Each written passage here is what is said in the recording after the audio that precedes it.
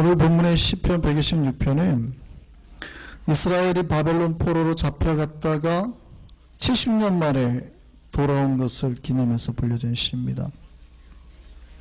이 바벨론 포로기의 70년이 어떤 해입니까? 어떤 기간입니까?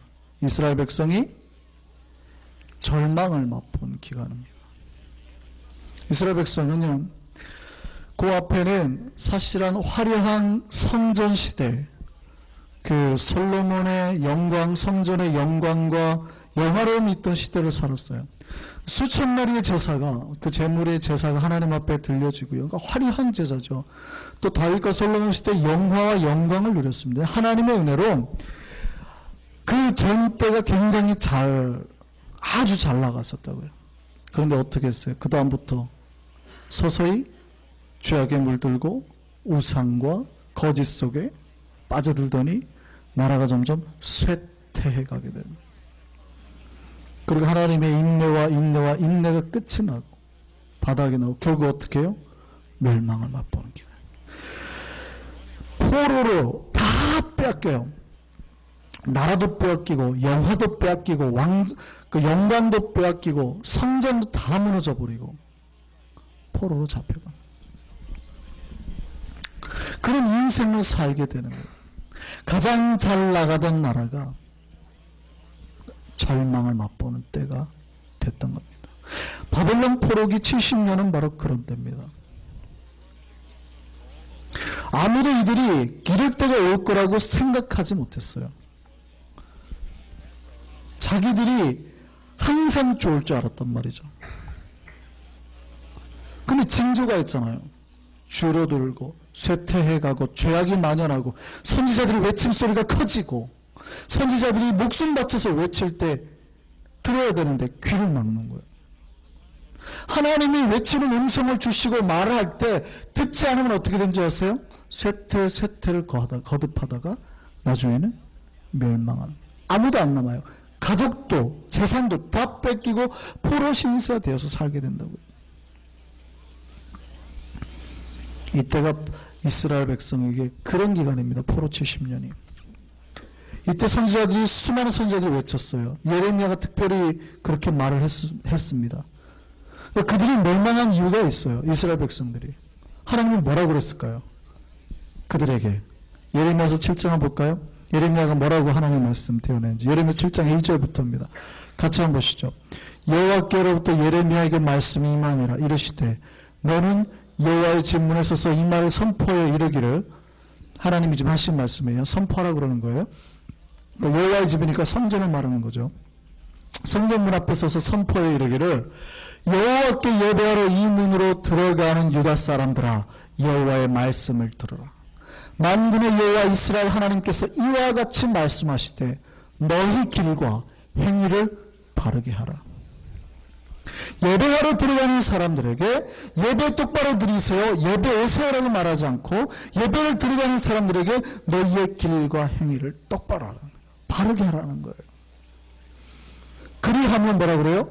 내가 너희로 이곳에서 살게 하리라. 너희가 이곳에서 예배 드릴 수 있는 존재로 살게 해주겠다는 거예요. 그러나 만약에 너희가 이것이 여호와의 성전이라 여호와의 성전이라 여호와의 성전이라는 거짓말을 자꾸 하면 돼요, 안 돼요? 안 돼요. 믿지 말라. 그 다음에요, 너희가 만일 길과 행위를 참으로 바르게 하여 이웃들 사이에 정의를 행하며 이방인과 고아와 갑을 압제하지 아니하며 무지한 자의 피를 이곳에 흘리지 아니하며 다른 신들들을 따라 화를 자초하지 아니하면 내가 너희를 이곳에 살게 하리니 곧 너희 조상에게 영원 묵은토록 준 땅이니라. 너희 조상들 앞에서 영광을 받던 것처럼 살게 할 거라는 거예요. 그리고 너희가 어떻게 해요? 보라, 너희가 무익한 거짓말을 전하는도다. 너희가 도둑질하며 살인하며 간음하며 거짓 맹세하며 바알에게 분양하며 너희가 알지 못하는 다른 신들을 따르며 내 이름을 일컬음하며 이 집에 들어와서 행동 그렇게 해놓고 뭐라 그래요? 내 하나님 앞에 서서 말하기를 우리가 구원받은 백성입니다 이러고 있다고요. 우리가 구원을 얻었나이다. 우리 행위가 삐뚤어지고 어그러졌는데 하나님 앞에 나와서 구원받은 백성인 척한다는 말이에요. 그 자리에 앉아있다고 다 구원받은 백성이 아니라고 하나님 판단하시는 거죠. 뭐라고 그래요? 이는 이 모든 가증한 일을 행하는 거예요. 내 이름을 일컬만 이 집이 너희 눈에는 뭐가 됐어요? 도둑의 소굴이 돼버렸단 말이죠. 예수께서 강도의 속으로 만들려 하는 거나 똑같은 말이죠. 예수님은 이 말씀에다 갖다 쓰셨으니까. 너희가 지금 도둑의 속으로 만드는 거나. 나 곧 보라, 나 곧 내가 그것을 보았노라. 하나님이 직접 보셨다고요. 누구의 말씀이에요? 마지막에 시작, 여호와의 말씀이니라. 이스라엘 백성들이 때로는 하나님을 심판하고 진노하는 데는 이유가 있습니다. 그들이 하나님 앞에 경배하고 드나드는 성전에, 성전 맞죠? 근데 건물 자체를 성전이라고 생각하는 거예요. 그 장소를 성전이라 생각하면서 자기가 성전에 드나드니까 하나님의 거룩한 백성이요, 하나님의 언약의 백성이요, 하나님의 보호를 받는 백성이라고 생각하는 겁니다. 자기들이 성전에 들어가니까. 근데 우리가 하나님과 언약 맺을 때 살펴봤죠. 출애굽기 19장 계속 새벽에도 지금 살펴보고 있고, 예전에 제가 설교를 살펴봤는데, 하나님의 언약의 백성이 되는 것은 뭐예요? 어떤 조건이에요? 내가 너에게 명한 명령을 지켜 행할 때. 삼가 지키라고 그러잖아요. 하나님이 말씀하신 명령대로 행할 때 내 백성 되는 거예요. 그런데 바르게 살지 않아요. 하나님 뜻대로 살지 않아요. 그래놓고 성전에 드나드는 모습만 받고 뭐라 그래요? 우리가 구원받았다 이러고.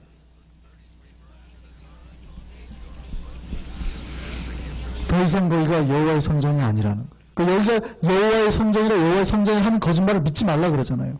거기는 더 이상 여호와의 성전이 아니에요. 타락의 장소입니다. 자, 이게 거짓말하고 죄지른 자들이 성전에 들어가니까 거룩한 척하는, 포장하는 장소예요. 자기들 여전히 하나님의 은혜 가운데 있는 척, 복받고 있는 척, 위선의 장소라고요. 하나님이 무엇부터 고치라고 그래요? 너희의 행위부터 고치라고. 그들이 뭘 잘못했어요? 5절 다시 한번 볼까요? 뭘 잘못했어요?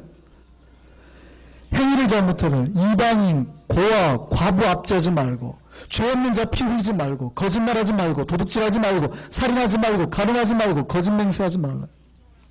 바알에게 분향하지 말라. 당시 이스라엘 백성들 사이에 미신이 성행했습니다. 미신.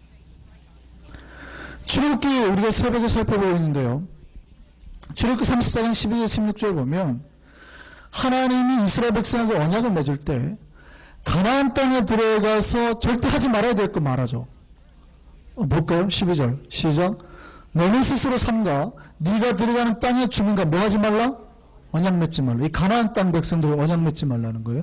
언약을 맺으면 그것이 너에게 뭐가 될 거라고요? 옥로가 될 거라. 왜요? 그들은 뭐 하니까? 우상을 섬기는 자들이니까 오히려 그들의 우상을 찍으라는 거예요. 그러니까 그들의 우상을 드리지 못하게 하라는 뜻이에요. 그래서 15절 다시 볼까요? 그 땅의 주민과 뭐 하지 말라? 언약을 세우지 말라. 이것은 그들의 모든 신들이 어떻게 해요? 신을 음란하게 섬겼어. 그들의 신을 먹고 너희들이 재물을 먹을까 하고 그들의 딸들로 말미암아서 그들이 들어와서 그들의 신들을 음란하게 섬기게 될까봐 거부하겠다.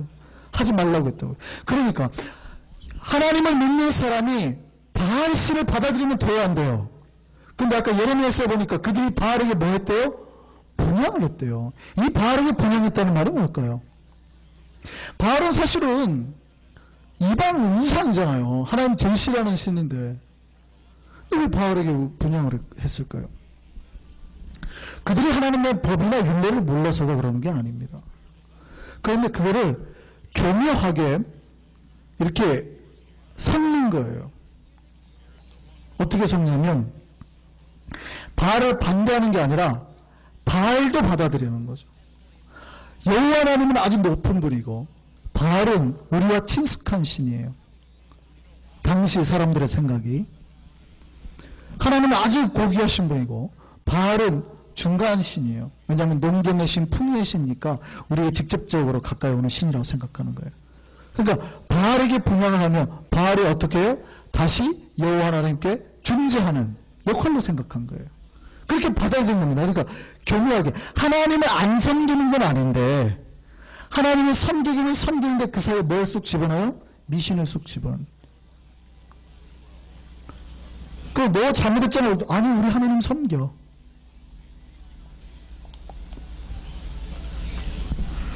그렇게 했습니다. 그러니까 아까 우리 출애굽기 말씀 보니까 이 하나님과 그들과 언약 맺지 말고 그들에게 가까이 하지 않았더니 그들이 정말 뭐가 됐어요? 올무가 돼가지고 그들을 어디로 이끌어요? 우상 숭배로 이끄는 거예요. 그러면서 자기들은 행위를 보지 않고 자기들의 삶을 고치지 않고 자기들은 완전히 우상과 미신 속에 빠져 있는데 자기들이 하나님 인칭 못 받는 건 아무 상관이 없다고 생각하는 거예요. 그리고 뭐라 그래요? 구원 얻었나이다. 하나님 이걸 뭐라 그래요? 도둑놈 소굴을 만들었다. 이게 마치 오늘을 사는 우리와 굉장히 비슷합니다. 하나님 말씀을 나에게 필요한 다른 철학과 미신과 이게 교묘하게 잘 섞으신 분들이 있어요. 점치듯 하만에 하나님 믿는 분 많죠. 점치듯.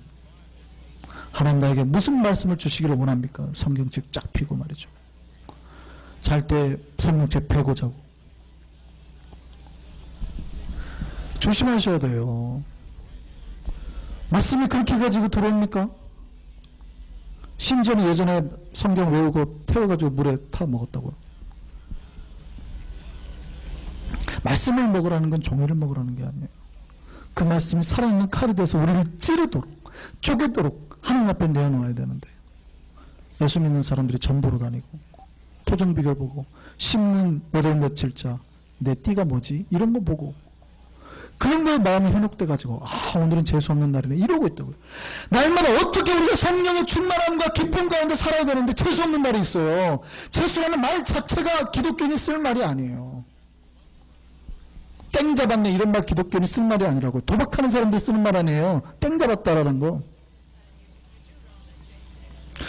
우리 삶에 교묘하게 들어와 있는 우리가 지금까지 예전에 배웠던 미신과 잡스러운 것들이 하나님을 믿는 우리 안에 교묘하게 와 있다고요.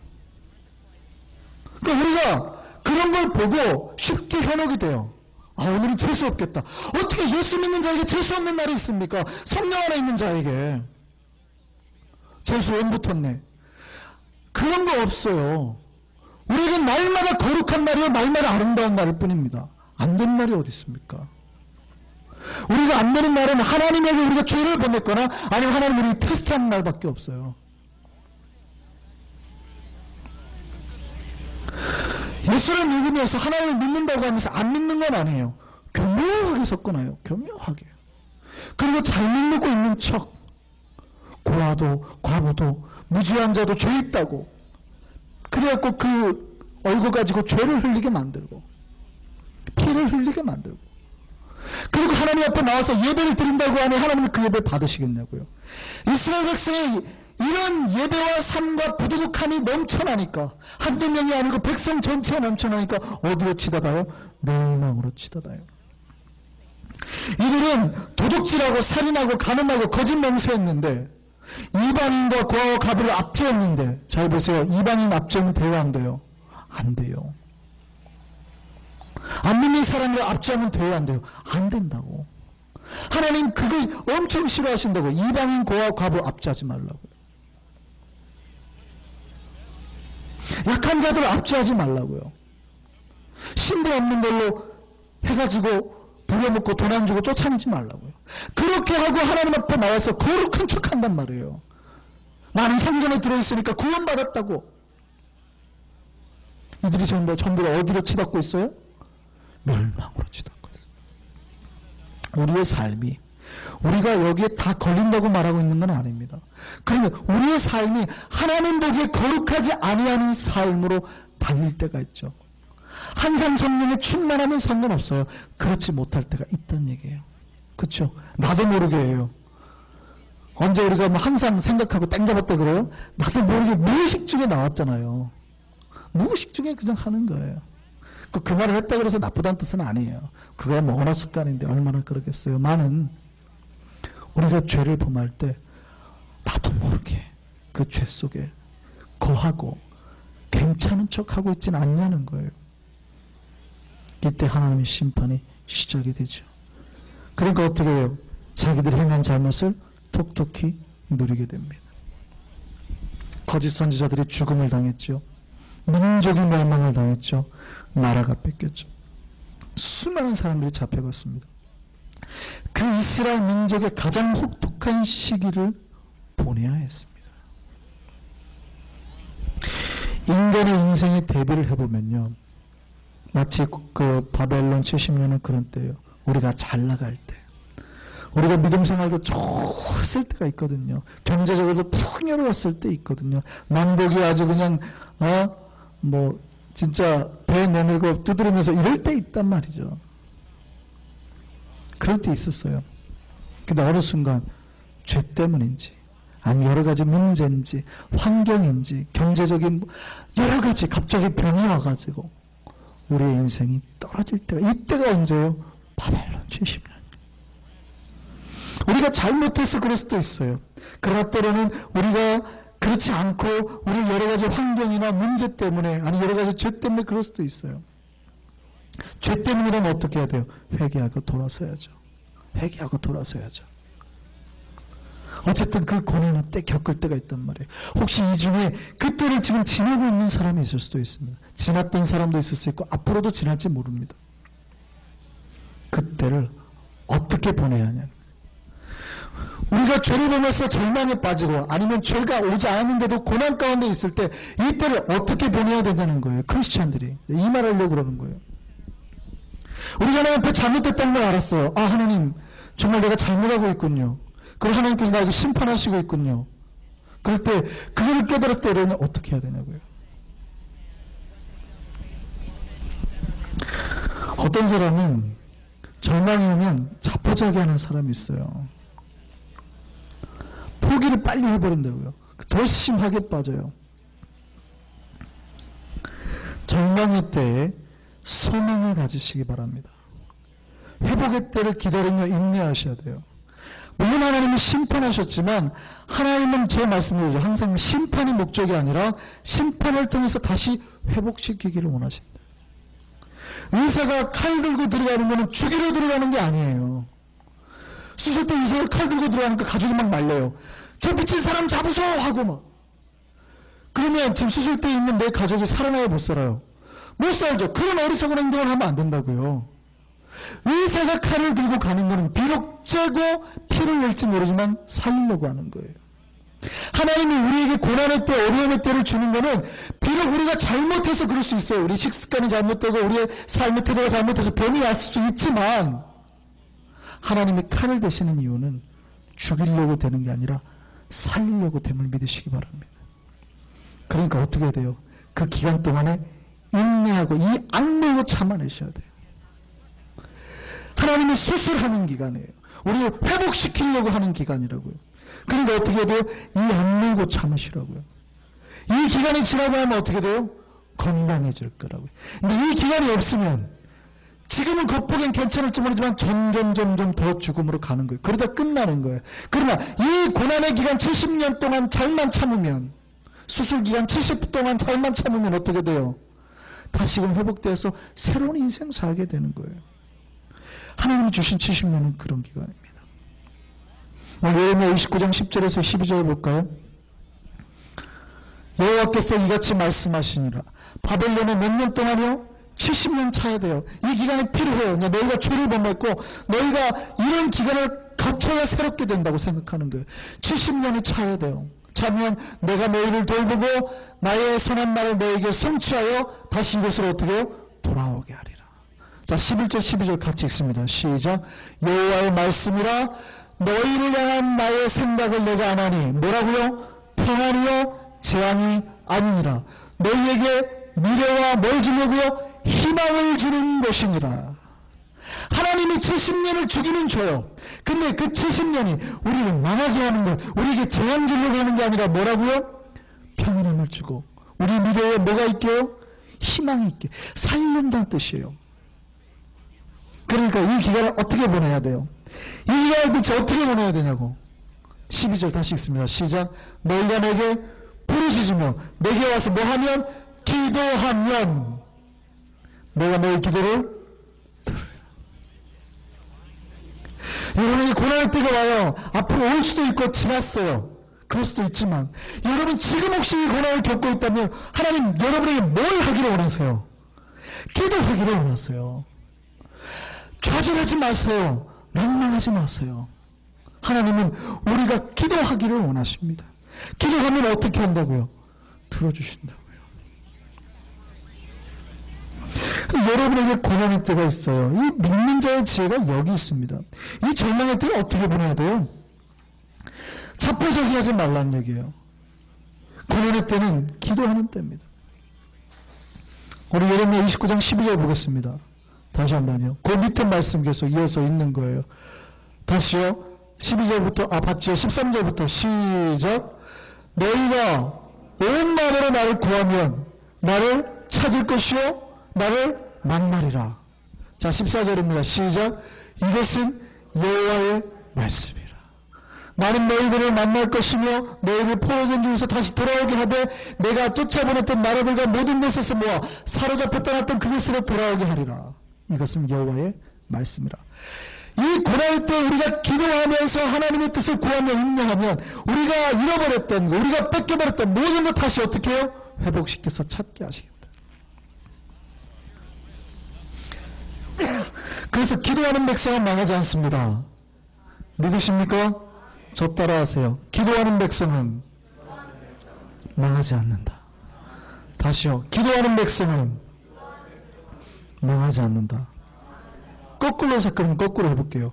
기도 안 하는 백성은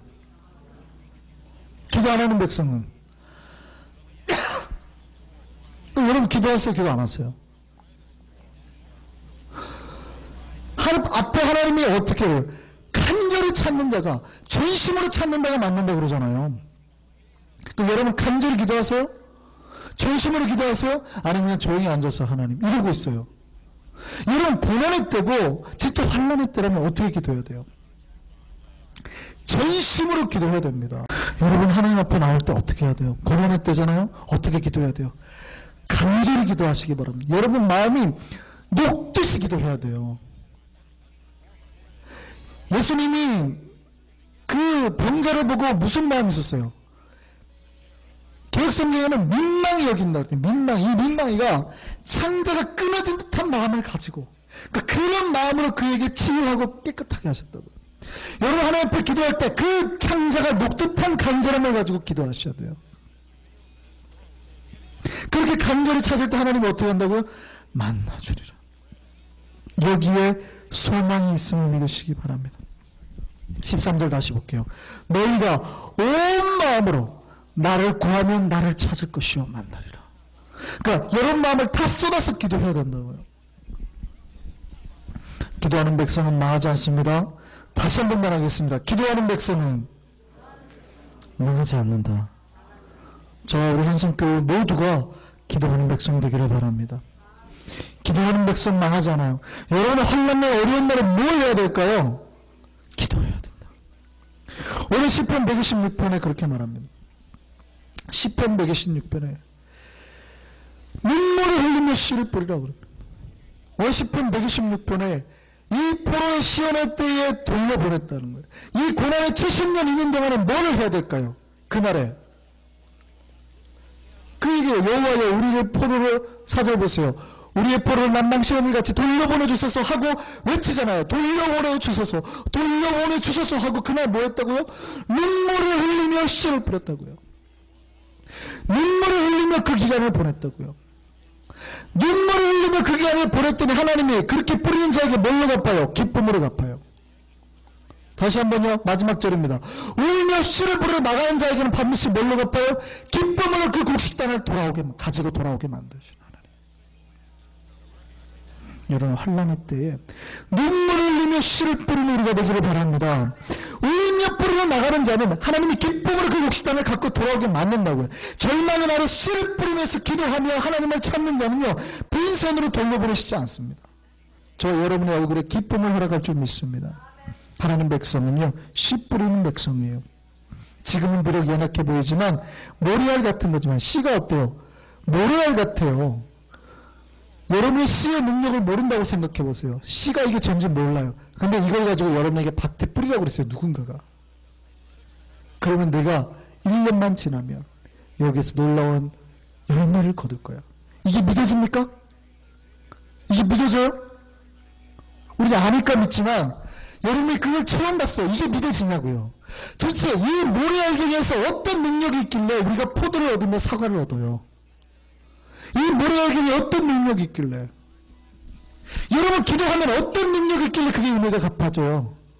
하나님께서 그 기도의 씨앗에 뭘 주신 줄 아세요? 1년 동안 양분을 주시고 물을 주시고 해를 주시고 하나님이 직접 주셔서 이게 자라게 만들어요. 여러분 비록 이 모래알갱이 같은 거 여러분 가정에, 여러분 영혼에, 여러분 교회에 심어둔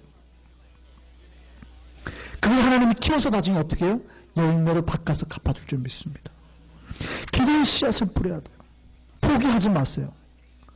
이 기도의 씨앗이요 수많은 열매들을 만들면 이게 하나님과 나와 사이의 약속이잖아요. 수많은 약속들을 만들어서 하나님 이거 해주실 거죠, 이거 해주실 거죠, 약속들을 딱 만들어놔요. 그러면 여러분의 환난의 날에 하나님이 그 약속을 기억하여서 그 약속의 그 봉지를 개봉한단 말이죠. 그러니까 기도하는 백성은 망하지 않아요. 그런데 그 씨앗을 안 심어요. 하나도 내 삶에 그 씨앗이 없어요. 그때 열어봤는데 썩었어요. 비었어요. 아무것도 없어요. 어떡할 거예요? 그래서 기도하는 백성은 망하지 않습니다. 지금 어려울 때입니까? 포기하지 마시고 기도하시기 바랍니다. 하나님께서 그 힘으로 우리를 인도하시고 지켜줄 줄 믿습니다. 두 번째요, 말씀의 씨를 뿌리셔야 돼요. 우리가 다시 회복했는데 얼마 가다 보면 또 죄를 범해요. 다시 죄를 범하지 않으려면요, 흔들리지 않는 기도, 그 기준이 필요합니다. 그럼 말씀이 없으면 내가 갈 바 알지 못하고 또다시 죄를 범해요. 그러니까 여러분의 삶 말씀을 여러분의 많은 순간이 계속 뿌리셔야 돼요. 말씀이 기준이 되도록. 어떻게 뿌려요? 큐티로 뿌리고 아침에 암송으로 뿌리고 계속 성경을 외우세요. 제자 훈련 되신 분들은 계속 외우라고 그럴 거예요. 말씀을 외워야 능력이 돼요. 설교로 뿌릴 거고 수시로 말씀 보고 읽고 쓰고 하면서 여러분 말씀을 삶에 뿌리셔야 된다고요. 그 씨앗이 나중에 여러분 영혼을 지키는 말씀이 검이 될 줄 믿습니다. 그 사탄의 유혹으로부터 우리를 지키게 됩니다. 마지막으로요, 복음의 씨를 뿌려야 됩니다. 여러분 혼자 거룩하게 하려고 하면 안 돼요. 그 힘은 아주 미약합니다. 하나님은 교회의 머리예요. 교회는 최소한 2인 2명이어야 된다고요. 공동체의 머리. 예수 그리스도는 교회의 머리시라고요. 공동체의 머리세요. 혼자의 힘으로 안 돼요. 여러분 혼자 기도하고 말씀 보고 능력이 없어요. 같이 이 공동체 수가 많아지면 많을수록, 같이 기도하는 수가 많아지면 많을수록 능력이 나는 겁니다. 그러니까 뭘 해야 돼요? 복음의 씨를 뿌려야 돼요.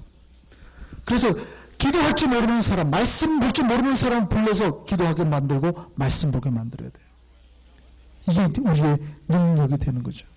교회 안에 기도의 씨를 뿌린 사람, 말씀의 씨를 뿌린 사람 더 많을 때 우리 영에 힘이 생기는 겁니다. 그 죽은 영을 살려서 그 생명의 약으로 복음을 증거해야 돼요. 예수 그리스도가 하나님의 아들이요 구원자이심을 수많은 이들에게 알려야 한다고요. 그러면 똑같아요. 지금 보이지 않지만 그 안에 싹이 나는 날 그 영혼들이 구원받을 줄 믿습니다.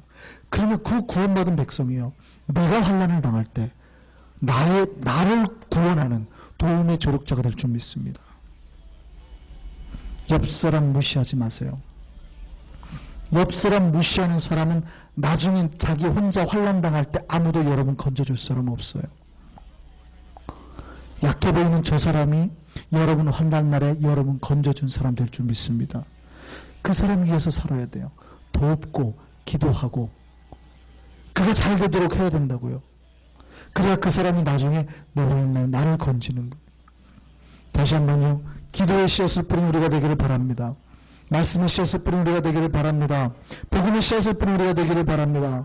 씨 뿌리는 작업은 고통스러워요. 오늘 본문 표현에 따르면 눈물을 흘려낼 만큼 어렵습니다. 기근에 아무도 기대하지 않는데 혼자 나가서 땡볕에 씨를 뿌리는데 얼마나 가슴이 아프겠어요. 이것이 싹이 날까? 이게 그냥 내가 하는 것이 옳을까? 그런데 불구하고 눈물을 흘리면서 씨를 뿌리는 자의 마음, 아버지는 그거 보시고 갚아주신다고요. 하나님은 고통의 기쁨으로 갚을 줄 믿습니다. 씨를 뿌리지 않고 열매 가지려 하지 마세요. 하나님은 뿌리는 자에게 거둠의 기쁨을 허락할 줄 믿습니다. 우리가 기도와 말씀과 복음의 씨앗을 통해서 하나님 우리에게 주기를 원하는 놀라운 복을 거머쥐는 저와 여러분 되기를 바랍니다. 기도하겠습니다.